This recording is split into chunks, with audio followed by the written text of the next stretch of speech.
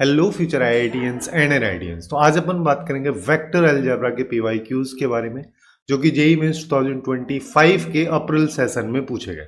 तो यहाँ पे देखो, फर्स्ट क्वेश्चन अपने को क्या दे रखा है कि हमारे पास में कोई ए वेक्टर है जो कि एक नॉन जीरो वेक्टर है, और उसके बारे में बोला है कि उसका इस वेक्टर पे प्रोजेक्शन और इस वेक्टर पे उसके अलावा तीसरा भी वेक्टर है, तीनों पे प्रोजेक्शन इक्वल है। तो उस वेक्टर का यूनिट वेक्टर अपने को बताना है।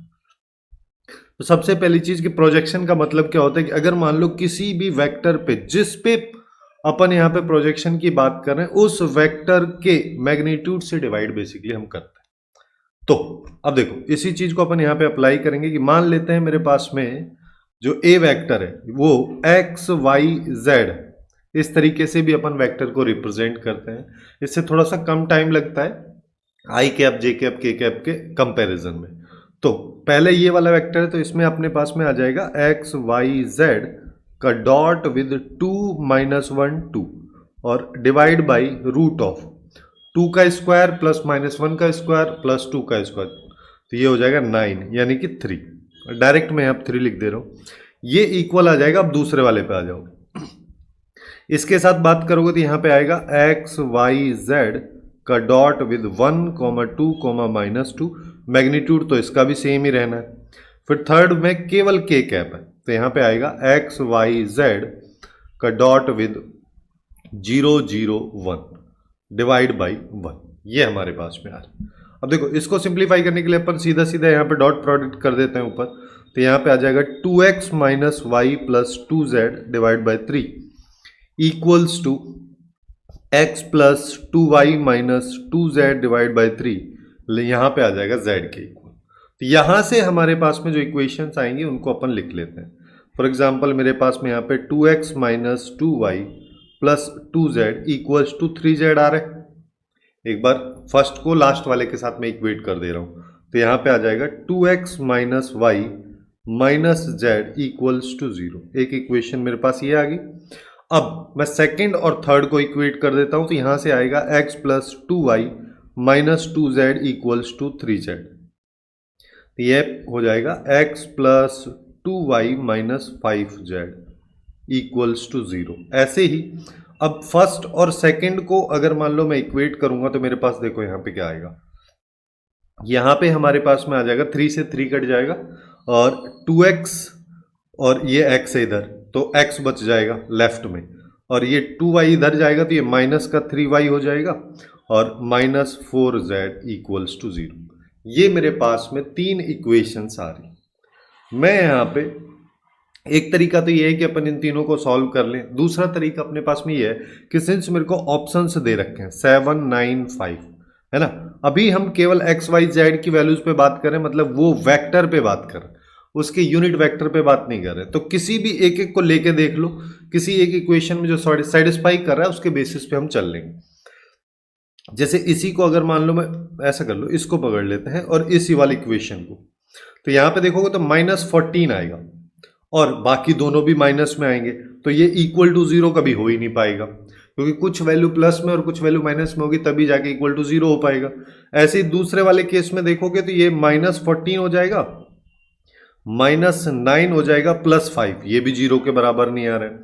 थर्ड वाले केस में देख लो, ये 14 हो गया, 9 और 5, तो -9 - 5 ये आ जाएगा, ये इक्वल टू 0 हो रहा है। तो बेसिकली अपने पास में सी ऑप्शन में ये जो वेक्टर लिखा हुआ है ये पहली वाली इक्वेशन को सेटिस्फाई कर रहा है। तो दूसरी वाली को भी चेक कर लो। दूसरी वाली के लिए अपन यहाँ पे क्या कर सकते हैं, ये 7 हो जाएगा, ऐसा कर लो कि इसमें पुट करेंगे तो ये 7 हो गया, ये 18 हो जाएगा और -25, तो -18 + 18 0 हो गया।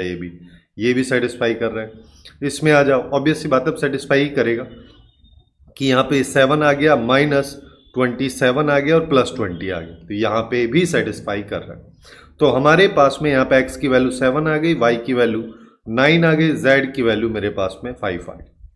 अब इसका मैग्नीट्यूड भी निकाल के डिवाइड करोगे तो √155 से ही डिवाइड हो जाएगा। तो यहाँ पे सी ऑप्शन जो है इस क्वेश्चन का करेक्ट आंसर हमारे पास आ जाए, है ना। वैसे चाहो तो तीनों इक्वेशंस को, फर्स्ट इक्वेशन ये है, सेकंड वाली ये है, थर्ड वाली ये, तीनों की हेल्प से एक्स वाई जेड की वैल्यू निकाल के भी सॉल्व कर सकते हैं। बट उससे थोड़ा ज़्यादा लेंदी चला जाएगा, उतना लेंदी करने की अपने को जरूरत है नहीं यहाँ।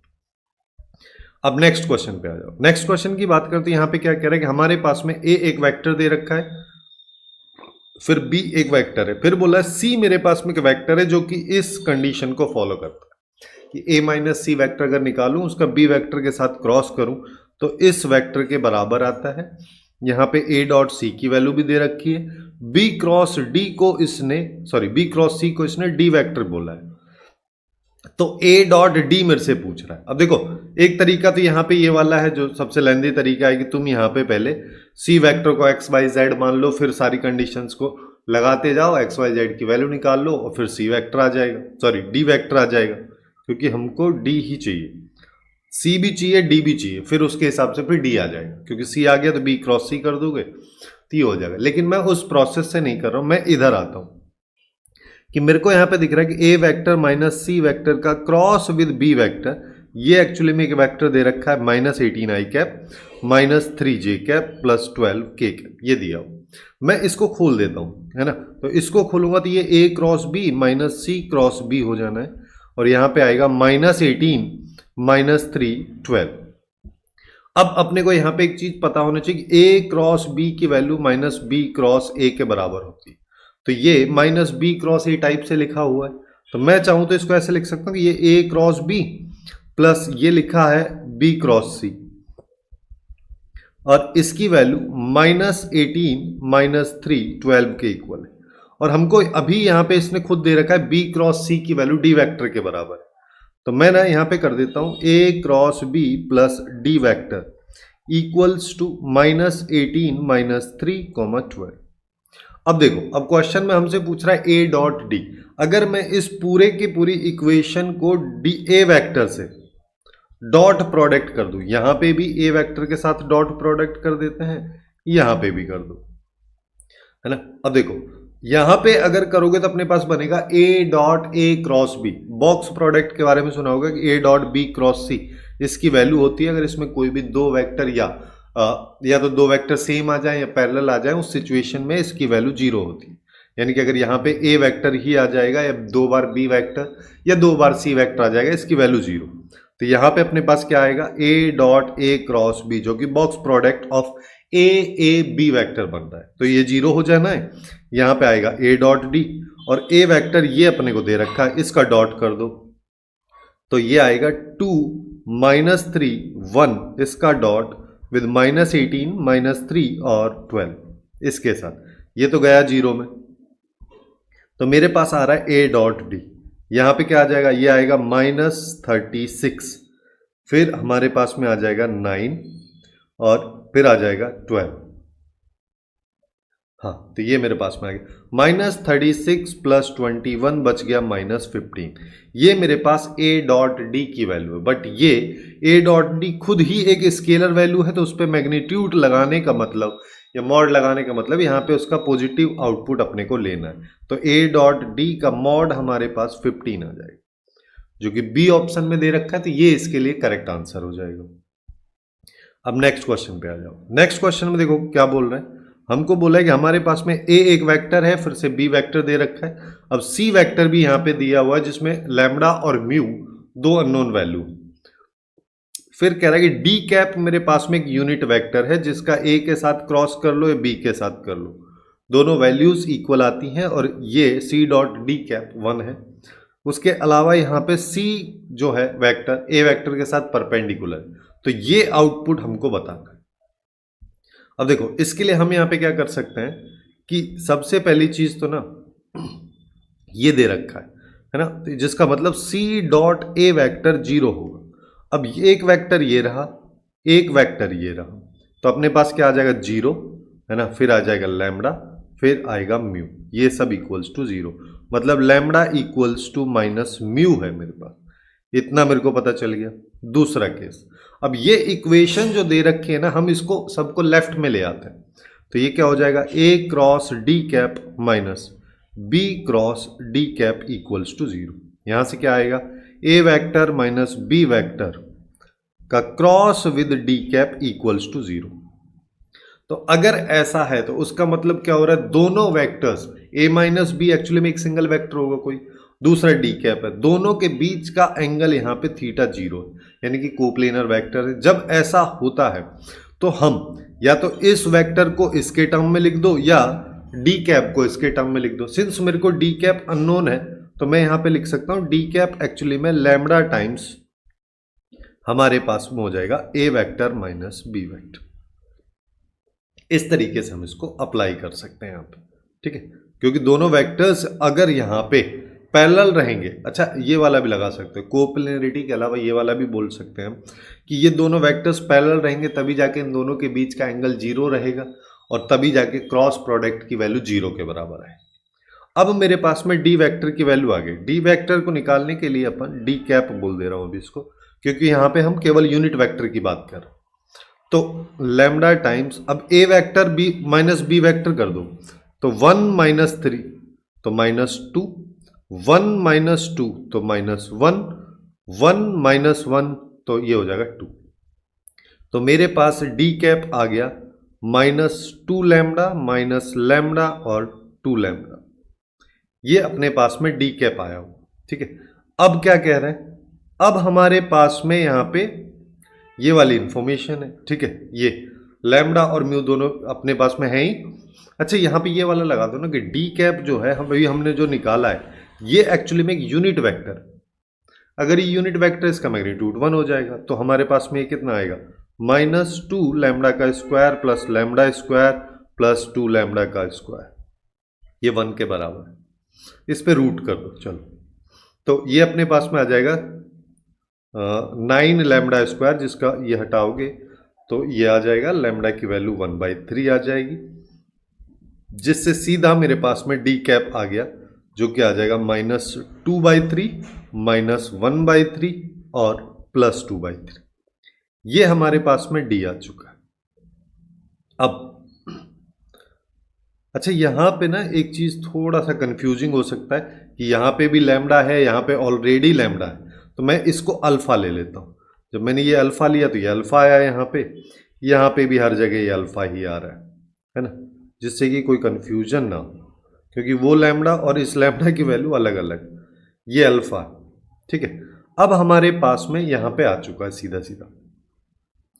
अब देखो डी वेक्टर मेरे पास में आ चुका है और डी वेक्टर को अब अगर मान लो मैं यहां पे अप्लाई करता हूं कि सी डॉट डी कैप जो है वो 1 के बराबर भी है, तो ये वाला अप्लाई कर देते हैं यहां पे कि हमारे पास सी वेक्टर का dot with D cap equals to 1, तो ये आ जाएगा। पहले वाला तो 0 हो जाना है, फिर दूसरा लैम्डा जे कैप को इससे मल्टीप्लाई तो माइनस लैम्डा/3 हो जाएगा, और फिर म्यू से कर रहे हैं तो यहां पे म्यू को देखो मेरे पास ये है lambda equals to minus mu, तो या फिर ऐसा बोल सकता हूं mu equals to minus lambda, तो मैं यहां पे -2 लैम्डा/3 इक्वल्स टू 1, तो यहां पे क्या आ गया -3 लैम्डा, यहां पे आ रहा है -3 लैम्डा/3 इक्वल्स टू 1, तो यहां से लैम्डा की वैल्यू -1 तो म्यू की वैल्यू 1। अब सब कुछ आ चुका है हमारे पास, अब ये निकालना है, तो यहां पे आ जाएगा 3 इंटू -1, ये आ गया डी कैप, प्लस म्यू की वैल्यू जो है वो 1 है, हाँ म्यू की वैल्यू 1 है, तो ये सी वेक्टर हो जाना है, ठीक है। तो डायरेक्टली मैं इसको लिख देता हूं -3 D cap plus C vector, ये है। अब इसको सिंप्लीफाई करना तो मैं इसका होल स्क्वायर कर देता हूं, ठीक है। जैसे ही मैं इसका होल स्क्वायर करूंगा तो अब यहां पे ए वेक्टर प्लस बी वेक्टर को होल स्क्वायर से अपन इसको खोल देते हैं, जिससे हो जाएगा 9 डी कैप का होल स्क्वायर प्लस सी वेक्टर का square -6 C vector dot D cap, तो ये हमारे पास 9 आ गया, इसकी वैल्यू 1 है। सी वेक्टर का स्क्वायर की बात करोगे तो हमारे पास सी वेक्टर का मैग्नीट्यूड आ जाएगा लैम्डा का स्क्वायर प्लस माइनस लैम्डा का स्क्वायर, ये आ गया 2 लैम्डा स्क्वायर, लैम्डा की वैल्यू -1 तो ये 2 आ जाएगा, तो ये मेरे पास में 2 आ जाएगा, और माइनस यहां पे हमारे पास में इसकी वैल्यू 1 है तो ये हमारे पास 6 आ जाएगा, ठीक है। तो 9 प्लस तो ये हमारे पास 5 हो गया, लेकिन यहां पे कहीं कोई मिस्टेक हुआ होगा लग रहा है।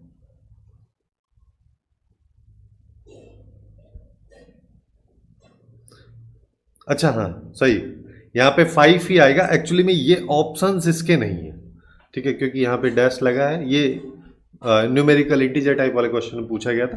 तो 5 इस क्वेश्चन का करेक्ट आंसर हमारे पास में होगा। चलिए अब थोड़ा सा, अच्छा एक चीज और है इस क्वेश्चन में ना, ये तो पूछा ही गया था लेकिन उसके साथ साथ यहां पे स्क्वायर था, क्योंकि वैसे अगर देखा जाएगा ये इसके स्क्वायर की वैल्यू 5 आ रही और रूट की वैल्यू की बात करो तो रूट 5 आएगा, वो तो इंटीजर टाइप में पॉसिबल ही नहीं हो पाएगा, इस वजह से यहाँ पे स्क्वायर। ठीक है, थोड़ी सी यहाँ पे टाइपिंग मिस्टेक।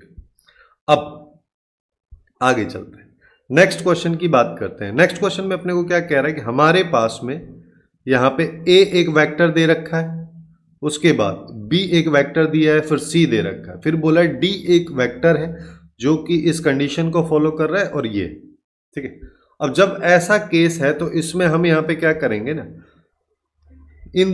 इस इक्वेशन को फॉलो कर लेते हैं जैसे पिछले क्वेश्चंस में अभी हम किए हैं।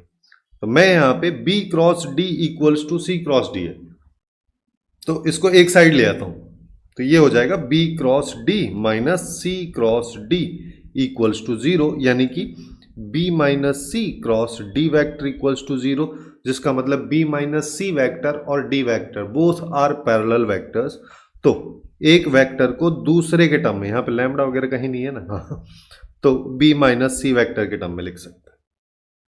ठीक है, d वेक्टर हमको दे नहीं रखा, तो चलो तो लैम्डा टाइम्स, अब यहाँ पे b में से c को सब्ट्रैक्ट कर देते हैं, तो यहाँ पे 1 आ जाएगा, 3 में से 2 आ गया तो माइनस 3j प्लस तो माइनस 2 हो जाएगा, 3k कैप में से 2k कैप जाएगा तो 1 आ जाएगा, ये आ रहा है।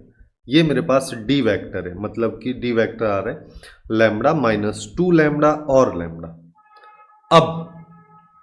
अब ये हमको a डॉट d की वैल्यू दे रखा है।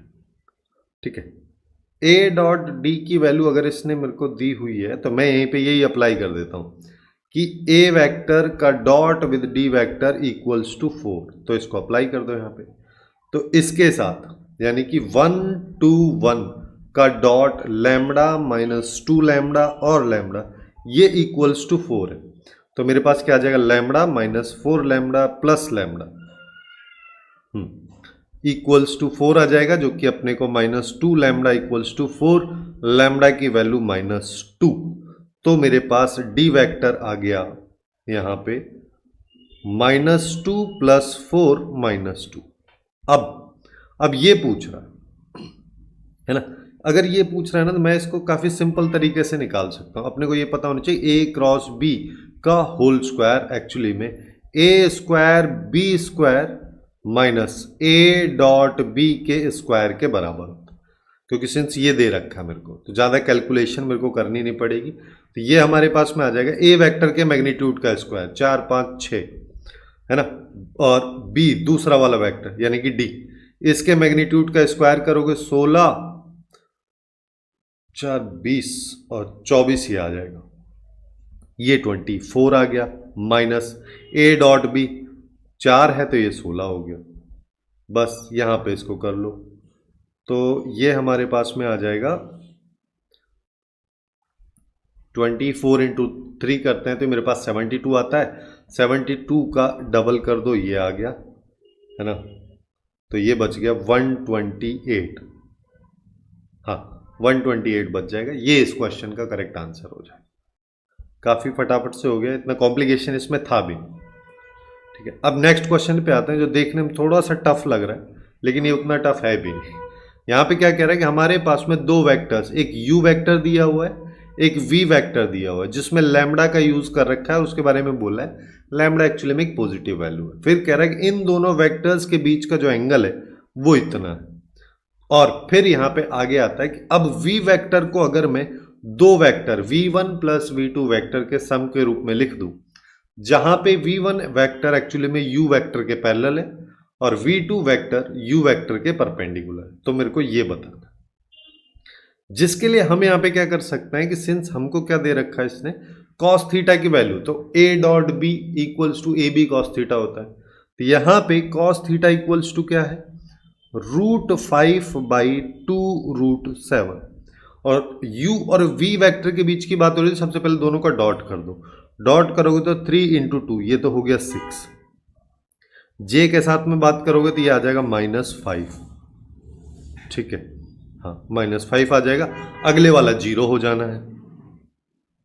हाँ -5 कहाँ से आया भाई, -1 आएगा, ठीक है, वो मैं आउटपुट लिख रहा था सीधा सीधा, ये आ जाएगा। और यहाँ पे अब दोनों का मैग्नीट्यूड, तो इसका मैग्नीट्यूड अपने पास में √10 हो जाएगा। इस वाले मैग्नीट्यूड की बात करोगे तो ये हो जाएगा λ² प्लस 2 का स्क्वायर प्लस 1 का स्क्वायर, यानी कि √5 प्लस λ²। ये मेरे पास में। अब देखो, अब हम यहाँ पे निपटा लेते हैं जो जो निपट रहा है हमसे, कि मेरे पास में एक साइड तो √5 डिवाइड बाई यहाँ पे है 2√17, और इधर बात करोगे तो 5 है, √10 है, और λ² प्लस 5। मैं यहाँ पे क्या करता हूँ कि इससे इसको निपटा दो, तो ये √5 आया, √5 से ये गया √10, 2 बच रहा है, √2 से ये गया इधर √2 बच रहा है, ठीक है। तो मेरे पास 1/√ ऑफ, दोनों को अंदर मल्टीप्लाई कर दो, ये आ जाएगा।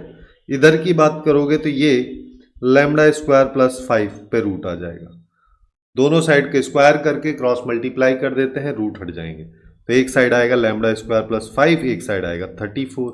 तो यहाँ पे मेरे पास आ जाएगा λ² की वैल्यू 29, √17 नहीं है, ये √7 है, जिसकी वजह से ये हो जाएगा 14, और ये 14 हो गया, 14 में से 5 गया तो ये 9 आ रहा है। लैम्डा की वैल्यू 2 आएंगी, +-3, बट क्वेश्चन में कह रहा है लैम्डा पॉजिटिव है, तो लैम्डा इक्वल्स टू आ गया 3, जिससे हमको v वेक्टर मिल चुका है जो कि है 2 1 -3। ये मेरे पास में v वेक्टर है। अब देखो, अब आगे कहानी क्या है। अब ये कह रहा है कि v वेक्टर एक्चुअली में इन दोनों के सम के बराबर है, और उसके बारे में कंडीशन दी है। इस कंडीशन को मैं थोड़ा उल्टे तरीके से पढ़ता हूं। ये क्या कह रहा है कि u वेक्टर जो है वो पैरेलल है v1 वेक्टर के, फिर एंड u वेक्टर जो है परपेंडिकुलर है v2 वेक्टर के। तो यहां से हम क्या कंक्लूड कर सकते हैं, यहां से हम बोल सकते हैं कि v1 वेक्टर और v2 vector both are perpendicular to each other, ये आ जाएगा। अब ये दोनों अगर परपेंडिकुलर है तो अपन यहां पे बोल सकते हैं v1.v2 इक्वल्स टू 0, बस यही लगाना है, क्योंकि मेरे पास में v वेक्टर दे रखा है v1 प्लस v2 वेक्टर। मैं क्या करता हूं, दोनों साइड मैग्नीट्यूड लेता हूं और स्क्वायर कर देता हूं। अब v वेक्टर का स्क्वायर अगर मान लो मैं लेफ्ट में करता हूं तो मेरे पास क्या आएगा, 9, यहां से 9 आया, 10 आया और 4, मतलब 14 आ जाएगा, ये आया 14। यहां पे देखोगे तो v1 का स्क्वायर, फिर यहां पे आ जाएगा v2 का स्क्वायर प्लस 2 v1.v2 वेक्टर। अब ये तो हो गया 0, है ना, ये 0 हो गया, तो मेरे पास क्या आया, v1 वेक्टर का स्क्वायर प्लस v2 वेक्टर का स्क्वायर इक्वल्स टू 14, और यही पूछ रहा था ये, जो कि हमारे पास में सी ऑप्शन में आ जाएगा, तो ये इसका आंसर हो जाएगा। अब नेक्स्ट क्वेश्चन पे आ जाओ। नेक्स्ट क्वेश्चन में अपने को क्या कह रहा है कि हमारे पास में एक ट्राइंगल ABC है, उस ट्राइंगल की तीनों साइड्स को बताया है कि वो इन 3 वेक्टर्स के द्वारा रिप्रेजेंट कर रही, ठीक है। इस ट्राइंगल के वर्टिसेस के पोजीशन वेक्टर के बारे में बिल्कुल बात नहीं हो रही है, ये साइड्स के बारे में बात हो रही है। फिर कह रहा है कि अगर G उसका सेंट्रॉइड है तो इसका आउटपुट क्या बताना है, ठीक है। देखो, सबसे पहली चीज, अगर मान लो मेरे पास में इसका पोजीशन वेक्टर ऐसे पता होता तो ये G वेक्टर का या सेंट्रॉइड का पोजीशन वेक्टर निकालने का सीधा सा फॉर्मूला ये होता है, ए तीनों का एवरेज, ठीक। लेकिन वो तब होता है जब अपने को पोजीशन वेक्टर पता होता है। यहां पे पोजीशन वेक्टर तो है ही नहीं, यहां पे तो कहानी ही थोड़ी अलग है। यहां पे हमसे क्या कह रहा है कि हमारे पास में एक ट्राइंगल है इस तरीके से, और इस ट्राइंगल को मैं ABC बोल देता हूं, और यहां पे AB वेक्टर को रिप्रेजेंट किया जा रहा है, ऐसे चलो इस तरीके से कि ये 2 -1 और 1 से रिप्रेजेंट हो रहा है। फिर अगली वाली साइड जो है वो हमारी रिप्रेजेंट हो जा रही है 1 -3 -5 से, और अगले वाले की अगर बात करोगे तो ये मेरे पास में इसका उल्टा,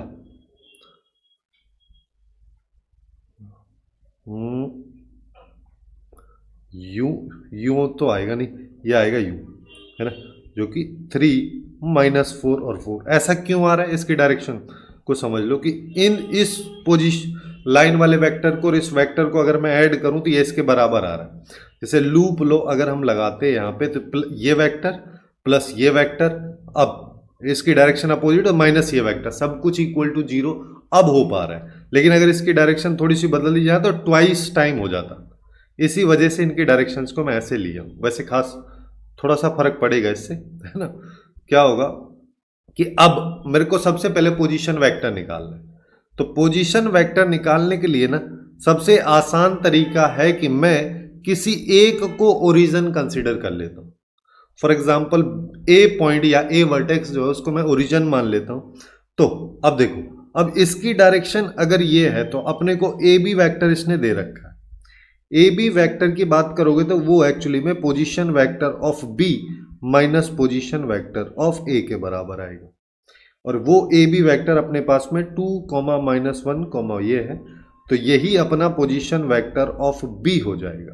क्योंकि पोजीशन वेक्टर ऑफ ए जो है वो तो 0, 0, 0 है, तो उसका कोई लॉजिक ही नहीं, क्योंकि ओरिजिन हमने उसको कंसीडर कर लिया है।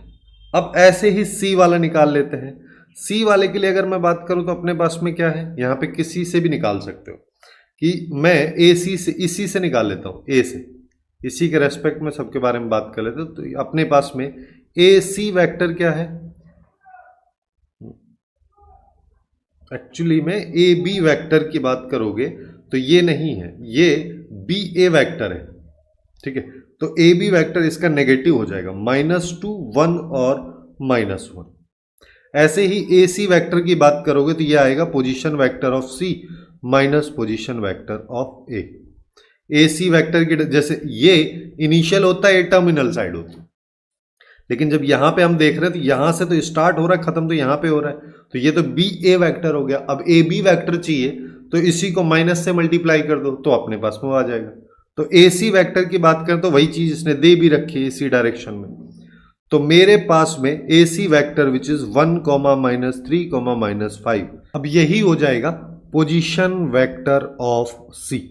अब देखो अपने को ए बी और सी तीनों के पोजीशन वेक्टर निकल गए, तो मैं यहाँ पे जी सेंट्रोइड निकाल लेता हूँ जो सारे पोजीशन वेक्टर के एवरेज के बराबर होगा। तो पहला वेक्टर हमारे पास में ए ले लेते हैं 0, 0, 0, दूसरा बी ले लो जो कि -2, 1 और -1 होगा, थर्ड वाला सी ले लो जो कि 1, -3, -5 होगा, डिवाइड बाई 3 कर दो। तो अब देखो, तो मेरे पास में यहाँ पे क्या आ जाएगा, यहाँ पे देखो आई कैप के साथ में आएगा -2 + 1, तो ये -1/3 बच गया। फिर जे कैप के साथ बात करोगे तो हमारे पास में आ जाएगा -2/3। फिर के कैप के साथ अगर बात करोगे तो 1 + -6, तो ये -2 आ जाएगा। ये मेरे पास में आ रहा है। अब देखो, अब जो ये पूछ रहा है इसको निकाल लेते हैं, जिसके लिए अपने को ए जी स्क्वायर वेक्टर का मैग्नीट्यूड यानी कि position vector of G minus position vector of A. अब देखो ए तो ओरिजिन है, तो जी का जो है वही निकालना है अपने को। तो यहाँ पे क्या आ जाएगा 1/3 का स्क्वायर प्लस 2/3 का स्क्वायर प्लस इस 2 को ना मैं 6/3 ही लिखता हूँ, तो ये आ जाए। इसको देखो ये कितना है 1/9 प्लस 4/9 प्लस 36/9, तो ये हो गया 41/9। ऐसे ही बी जी का स्क्वायर, अब देखो b माइनस करना है जी में, -1/3 प्लस माइनस ऑफ -2, ये वाला, इसको -1/3 में से माइनस करोगे तो अपने पास में आएगा, चलो इसको कर ही लेते हैं, हाँ यहाँ पर जाएगा -1/3 प्लस 2 का स्क्वायर, फिर -2/3, फिर अगले वाला है 1 तो -1 का स्क्वायर, फिर उसके बाद अगले वाला हमारे पास में है -2 और -2 + 1 तो -1 का स्क्वायर। इसको देखोगे तो ये आ जाएगा -5/3 का स्क्वायर यानी कि 25/9, और फिर यहाँ पे देखोगे तो ये -5, तो ये भी 25/9 ही मेरे पास में हो जाएगा। और ये आ रहा है 1, जिसको मैं 9/9 कर देता हूँ, 25 50 हो गया, तो ये आ जाएगा 59/9। ऐसे ही सी जी वैक्टर का स्क्वायर कर लो, तो -1/3, अब जिसमें से सी सब्ट्रैक्ट कर देंगे, 1 है तो -1 आ जाएगा। फिर -2/3, यहाँ पे -3 है तो ये +3 हो जाना है। फिर यहाँ पे है -2 और यहाँ है -5, तो ये 3 हो गया इसका स्क्वायर। अब इसको सिंप्लीफाई कर लो, तो ये -4/3 हो गया, तो 16/9 हो गया। फिर 9 - 2 7/3, यानी कि 49/9 हो गया। फिर ये आ गया 9, तो ये आ गया 9, तो ये 81/9, क्योंकि 9 का 3 का स्क्वायर है, 9 आ रहा है। इसको सिंप्लीफाई कर लो, तो 40 + 80 120, और 9 और 1 130, तो ये आ जाएगा 146/9। ये मेरे पास में आ रहा। अब क्वेश्चन में क्या कह रहा है कि इन तीनों का सम करना है, 6 से मल्टीप्लाई कर दो, 41/9 + 51/9 + 146/9, ये मेरे पास में आ रहा है। अब देखो इन दोनों की अगर बात करोगे, 41 और ये 59 है, इन दोनों की अगर बात करोगे तो ये हो गया 100, ठीक है। तो मेरे पास क्या आ गया, 6 × 246/9। अब 2 3 और 3 से 8 2, तो ये हमारे पास में हो जाएगा 164, ये मेरे पास में आएगा, ठीक है। और ये इस क्वेश्चन का करेक्ट आंसर हमारे पास में हो जाएगा। अब चलते हैं नेक्स्ट क्वेश्चन की तरफ, जिसमें अपने को क्या कह रहा है कि हमारे पास में थीटा एक एंगल है जो कि π/2 से 0 से π/2 मतलब फर्स्ट क्वाड्रेंट में है, और 2 यूनिट वेक्टर्स के बीच का एंगल है, ये वाला दे भी दिया इसने। फिर कह रहा है कि मेरे पास सी वेक्टर एक्चुअली में ऐसे लिखा है, तो मेरे को ये चाहिए, जिसके लिए मेरे को क्या चाहिए, C.A और C.B।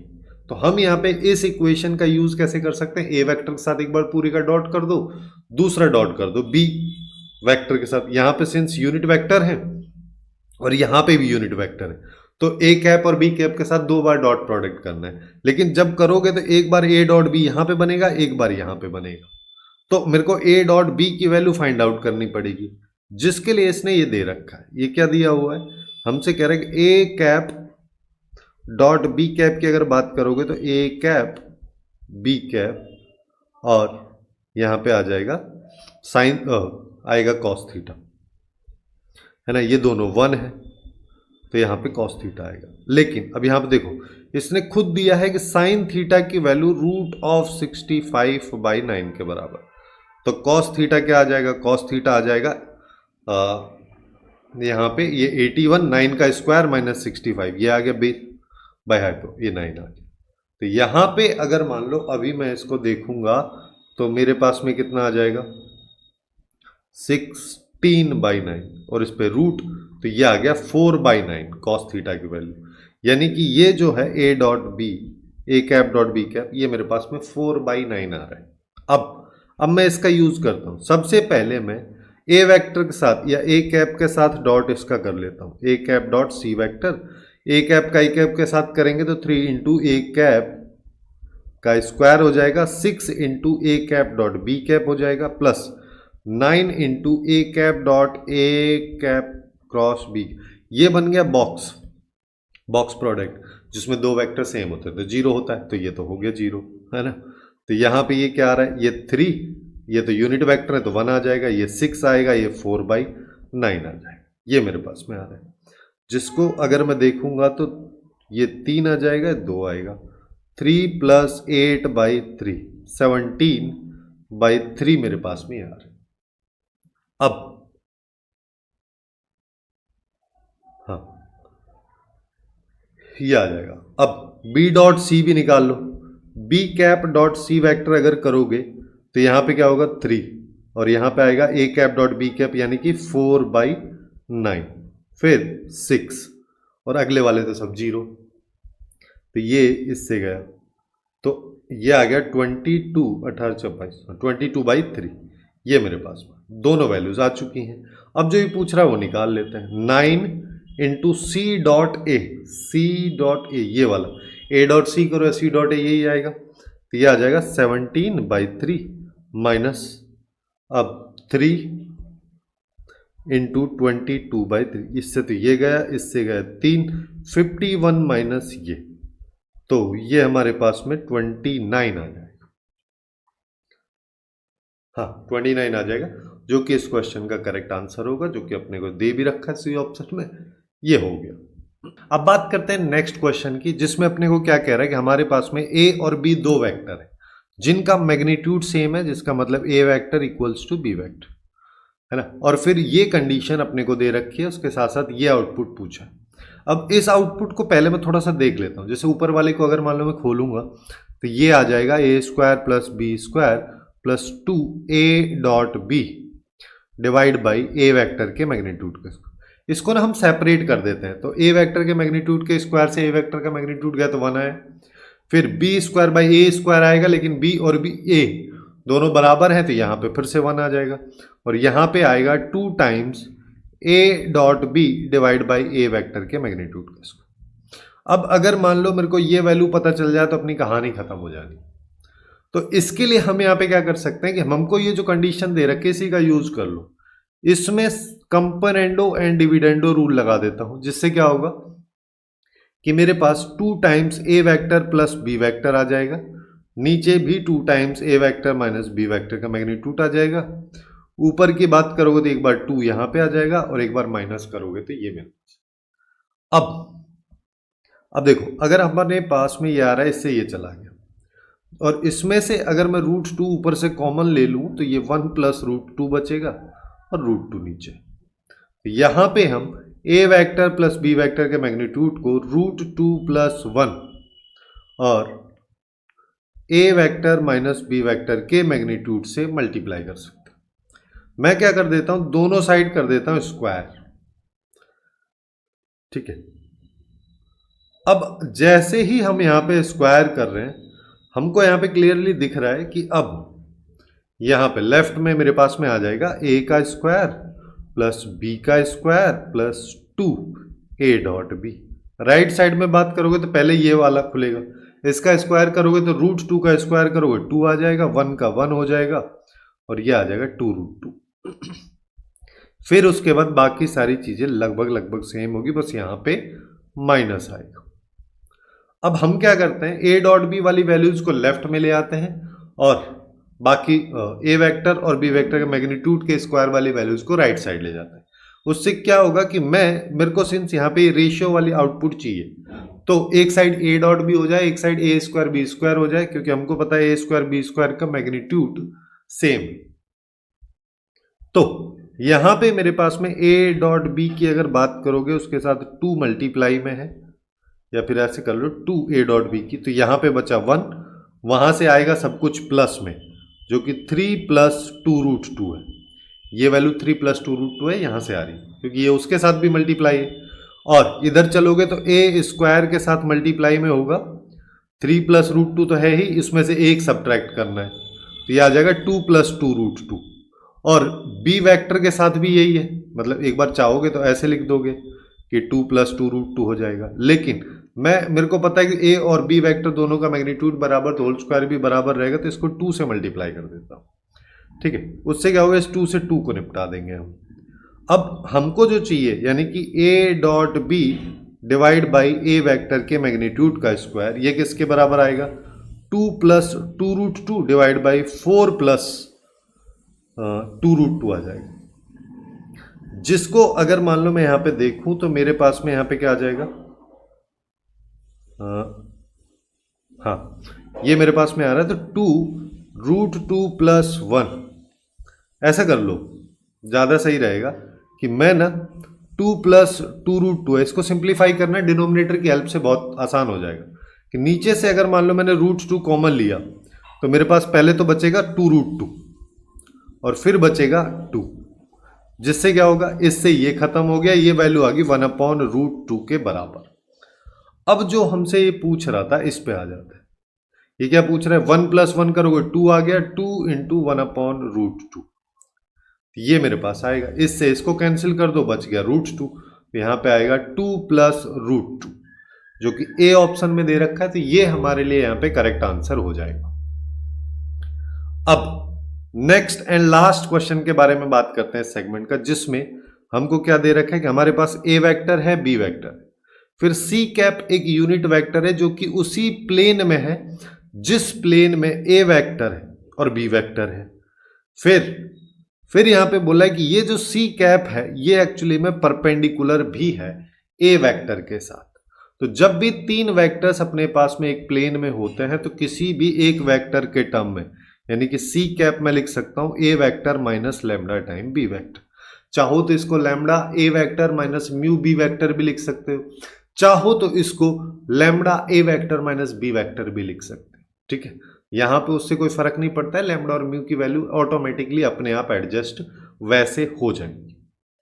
अब यहां पे देखो, और दूसरा चीज अपने को ये तो दे ही रखा है, और फिर ये कह रहा है कि अगर ए वेक्टर के साथ परपेंडिकुलर तो इसका डॉट कर देता है ए वेक्टर के साथ। तो लेफ्ट में मेरे पास क्या आ जाएगा, ए वेक्टर का डॉट विद सी कैप जो कि 0 होगा, और ये वैल्यू किसके बराबर, ए वेक्टर के मैग्नीट्यूड के square minus lambda A dot B, ये हमारे पास आ रहा है। तो यहां से लैम्डा की वैल्यू मैं बोल सकता हूं क्या आ जाएगी, ए वेक्टर के मैग्नीट्यूड का square divide by A dot B.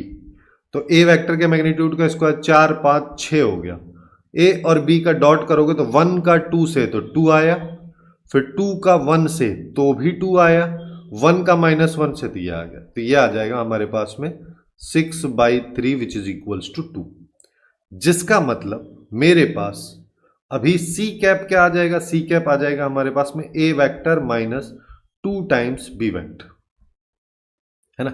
अच्छा, यहां पे ये एक्चुअली में सी कैप नहीं आ रहा है क्योंकि ये किसी भी हम एक वेक्टर को रिप्रेजेंट कर रहे हैं अभी। ठीक है, यहां पे ये देखो ये वाला। अब अगर मान लो ए का सी कैप के साथ डॉट प्रोडक्ट है, ये 0 है, तो सी कैप क्या होता है, सी कैप एक्चुअली में है C vector divide by magnitude of this, तो ये भी 0 ही होगा, तो इसीलिए मैं ये वाले चीज अप्लाई किए हुए हैं। अब अगर इसको हम देखेंगे तो ए वेक्टर हमारे पास में है 1 2 1 माइनस 2 टाइम्स कर ही दो बी वेक्टर को, तो ये हो जाएगा 4 2 -2। अब इसको देख लो ये कितना आ रहा है, ये आ गया -3, और फिर मेरे पास में यहां पे आ जाएगा 2 - 2 करोगे तो ये 0 हो गया, 1 - 2 करोगे तो ये 3 आ गया। ठीक है, अब और इसका मैग्नीट्यूड निकाल लो। चलो, इसका मैग्नीट्यूड अगर मान लो मैं निकालूंगा तो क्या हो जाएगा, 3 का स्क्वायर, सबसे पहले -3 का स्क्वायर, फिर 0 का स्क्वायर प्लस 3 का स्क्वायर, ये जो कि आ जाएगा 3√2। अब तो सी कैप क्या हो जाएगा, ये आएगा -3i कैप प्लस जे कैप वाली टर्म लिखने का मतलब नहीं क्योंकि उधर 0 है, 3k कैप डिवाइड बाई 3√2, 3 से डिवाइड कर दो तो -i cap plus k cap divide by √2, जो कि मेरे को डी ऑप्शन में दे रखा है, तो ये हमारे लिए करेक्ट आंसर हो जाएगा। तो कुछ इस तरीके से वेक्टर अलजेब्रा के क्वेश्चंस जो कि जेईई मेंस 2025 के अप्रैल सेशन में पूछे गए थे, उनको हम काफ़ी आसानी से सॉल्व कर सकते हैं। इसी तरीके से हमने सभी चैप्टर्स को कवर किया है, जिसका प्लेलिस्ट आपको लेफ्ट साइड में दिख रहा होगा, आप लोग वहां से जाके बाकी चैप्टर्स को चेकआउट कर सकते हैं। सो आज के लिए बस इतना ही। Hopefully you guys find it useful, and if you find it useful then please do like, share and subscribe.